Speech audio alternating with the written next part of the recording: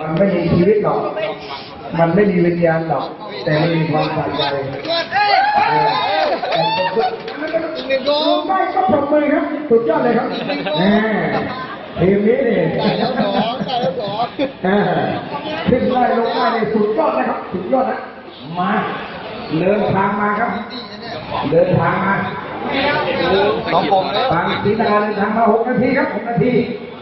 บางศรีดาครับ6 นาทีครับไปไหนครับบางศรีดาบนยืนบนจับยังไม่ได้บอกไม่เอาอะไรเลยไม่เอาแล้วเดินเอามาอย่างเดียวบอกได้ไหมครับนั่นกำลังจะขึ้นยกตูดยังไงฮะเจ็บโกงดูมันมีอะไรอยู่ข้างไหมปกติที่นำไม่ได้ที่นำไม่ได้แต่ตอนนี้ความสนใจเกิดความสนใจจะถูกลงมาแล้วก็เลยเปิดเลยนะดูน้องอันนี้เปิดเลย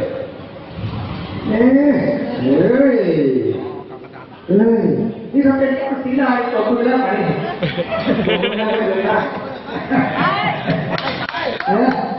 มาหลังไม่ดีกีฬาสุดยอดนะครับขอบคุณนะครับตากีฬาสุดยอดนะครับตบมือไม่ได้คะแนนขึ้นได้ไม่รู้แหละกีฬาทำให้สองขึ้นได้อย่างเดียวลงได้ลง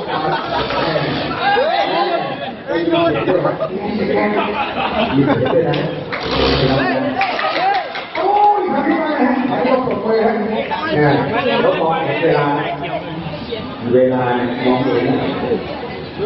4 นาทีเวลา4 นาที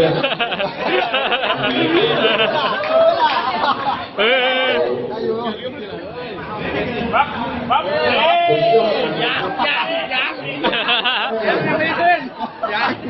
ขึ้นแล้วก็ลงแล้วก็ขึ้นโอ้ยยังไม่ไหว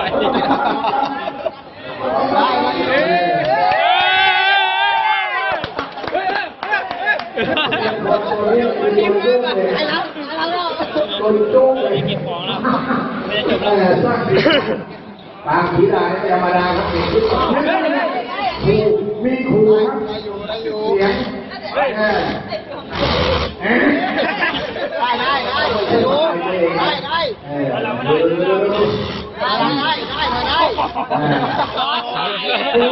เราขึ้นมาขนาดนี้ไม่มีที่จับครับไม่มีครับดูพี่ตลอดหาอะไรขึ้นไม่ได้3 นาทีขึ้นเขาหอมะลิกลับที่เดิมครับกลับสู่มาตุภูมิครับคนเมืองคือไรเนาะกำลังเดินทางกลับสู่มาตุภูมิหยิบได้ด้วยนะคันนี้ดู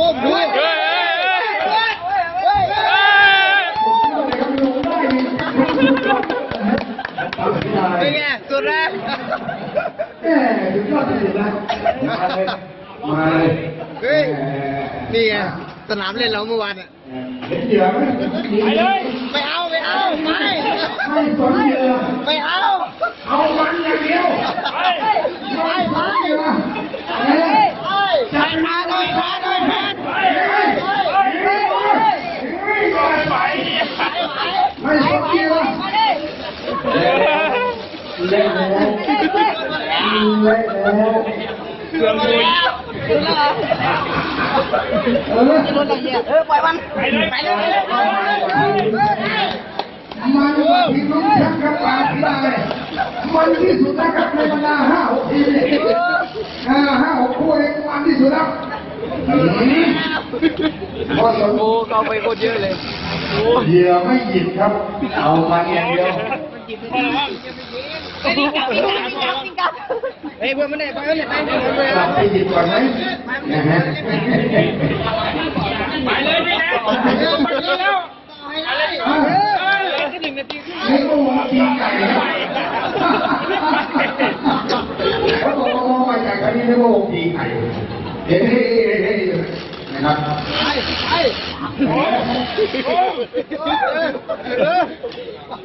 ทหารมาเลย2 รอบแล้วเมื่อกี้นึกว่าตีไก่ไม่ใช่ครับเราไม่ตีไก่ใน5 พระเราเป็นที่อื่น มองอะไรอยากนอนแล้ว ยิ่งกลับเลย เอาเวลาของยืนกันทีตกนะครับหนึ่งทีนี้นะ แขนเลยของแขน ได้ความมันแน่นอนครับรางวัลขวัญใจมหาชนได้แน่นอนผมว่า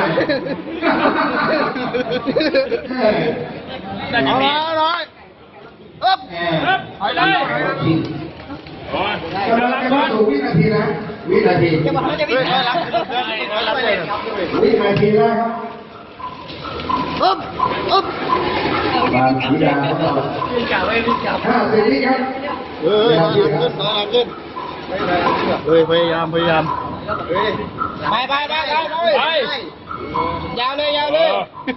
ยาวเลย 40 พี่ วิครับ เลย เฮ้ย ขึ้นข้างหน้าไม่ได้ถอยหลังขึ้นเลย เออ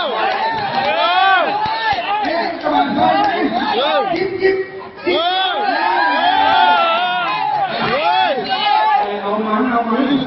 นเลยแม่ เรียบร้อย โหดปัญหาครับโหดปัญหา ไปแล้ว 9 8 7 6 5 4 3 2 1